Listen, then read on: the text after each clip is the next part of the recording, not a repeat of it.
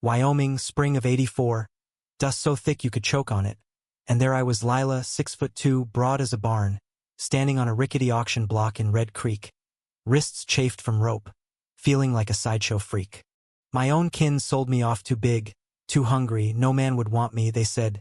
Better I fetch a sack of grain than eat us out of house and home. The crowd jeered, "She'll break your bed." And who'd want that? Their laughter sharp as cactus spines, cutting deep into the parts of me that still hoped I was worth something. I was 23, strong enough to haul logs since I was a kid. But here I was, nothing but a burden to be bartered. Then, through the haze, boots crunched slow, steady, like they owned the ground. Caleb Reed, a rancher folks whispered about. Never loud, never cruel, but with eyes that could hush a saloon. He climbed that platform, looked right at men it through me. Not past me, and said, "You're perfect for my place." Then he lifted me, easy as a feather, right in front of those gaping fools. "She ain't too big," he said, voice low, like thunder rolling soft. "She's just right." The crowd went dead quiet, like the wind itself forgot to breathe. I didn't cry from shame that day, I cried because, for once, someone saw me. Caleb's ranch was a quiet patch of earth, tucked in a valley where the mountains loomed like old promises. I chopped wood, fed horses, kept busy, anything to feel useful, to drown out the voice in my head saying I didn't belong. Caleb didn't boss me around, didn't pity me, neither, just watched, steady, like he was learning who I was.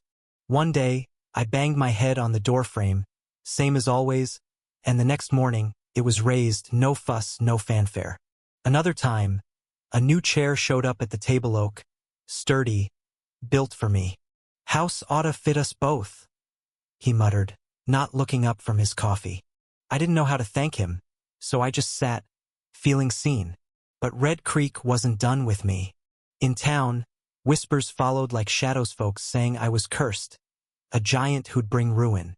It was Amos Tate stirring that poison, a cattle baron who wanted Caleb's land, had for years, ever since he tried to buy it off Caleb's late fiancée, Sarah, who died in a fire Amos swore was an accident.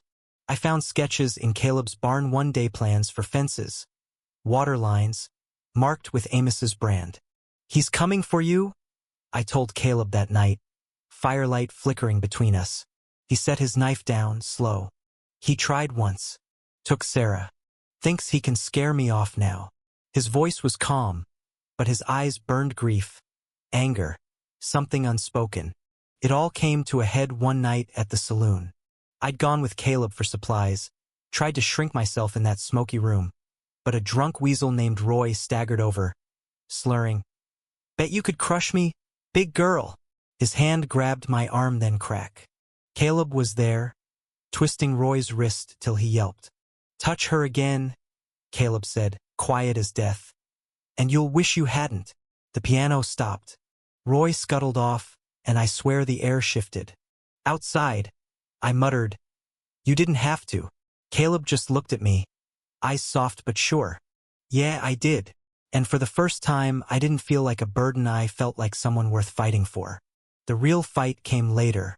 Amos's men lit Caleb's field ablaze, flames licking toward the barn, the town, everything we'd built. I ran out barefoot, pitchfork in hand, heart pounding like a war drum. "We need a fire break," Caleb yelled. I spotted an old corral wall, rotted through, heavy as sin. No time to think, I grabbed a beam, yanked till it splintered, then another, till the whole thing crashed down, blocking the fire's path.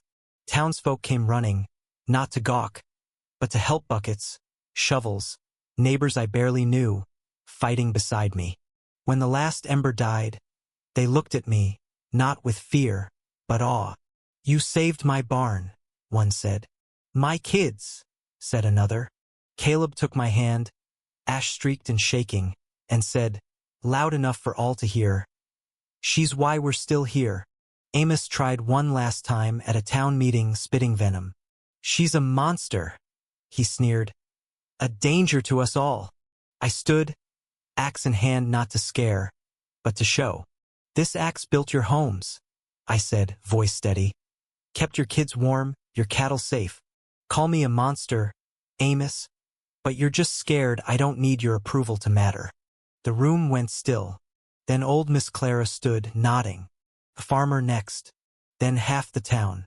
Amos's smirk cracked, and he slunk out, tail between his legs. Come Harvest Festival, Red Creek was different. Kids ran to me asking about the fire. Women shared their pies. The mayor called me up, said, Lila, you didn't just save our crops, you saved us. Caleb stepped up, holding a silver bracelet, worn smooth by his mother, his sister. This is for someone strong, he said, slipping it on my wrist. Not just in arms, but in soul. The crowd cheered and I smiled real wide free. Later, I danced with a little girl named Ellie. Then Caleb, clumsy but alive, under stars that felt like they were shining just for us. But here's the thing, Amos is still out there, licking his wounds, plotting. Did we win, or just buy time? What do you think, can a town really change? Or is it just waiting for the next spark to burn it all down? Drop a comment.